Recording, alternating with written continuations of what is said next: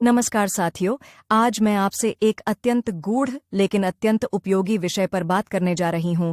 वह है माइक्रोसाइकिक लॉन्गिंग्स, सूक्ष्म मानसिक लालसाएं और इसका संबंध आनंद मार्ग के बायोसाइकोलॉजी या जीव मनोविज्ञान से है।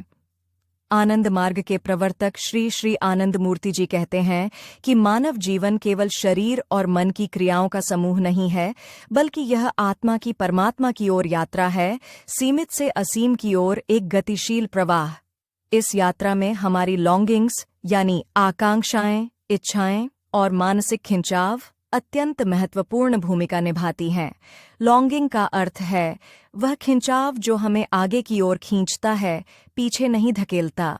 जब कोई बच्चा माँ की आवाज़ सुनकर प्रसन्न होता है या कोई साधक ध्यान में परम सत्य की ओर आकृष्ट होता है, वह खिंचाव ही लॉन्गिंग है।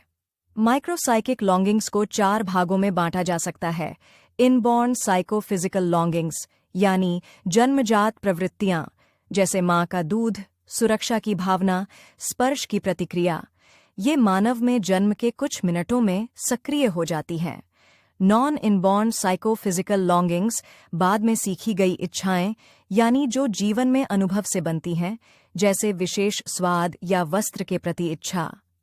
साइकिक लॉन्गिंग फॉर साइकिक पबुलोम, मन की गहरी इच्छाएं यानी मानसिक इच्छाएं के प्रति लालसा, जैसे ज्ञान, विचार, कला आदि। लॉन्गिंग कंसर्न्ड विथ एपेक्सिड साइकोलॉजी, आध्यात्मिक इच्छाएं यानी सर्वोच्च मानसिक चेतना की ओर लालसा, जो आध्यात्मिक उत्कर्ष की ओर ले जाती है। आनंद मार्ग का उद्देश्य है मानव को मानसिक और आध्यात्मिक स्तर पर ऊपर उठाना। आत्मा से परमात्मा की ओर की यह यात्रा तब तक संभव नहीं जब तक हम अपनी सूक्ष्म मानसिक इच्छाएं को न समझें और उन्हें सही दिशा न दें।